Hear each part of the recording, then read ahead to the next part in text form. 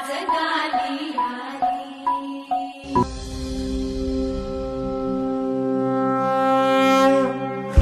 टांगण बंदीन चरण डोळ्यांनी पाहिन रूप तुझे प्रेमे आलिंगन आनंद पूजन भावे वाळीन प्रणेम त्वमेव माताच पिता त्वमेव बंधुश्च सखा त्वमेव विद्याधरं त्वमेव सर्वं मम देव कायेन वाचा मनसेन्द्रियेण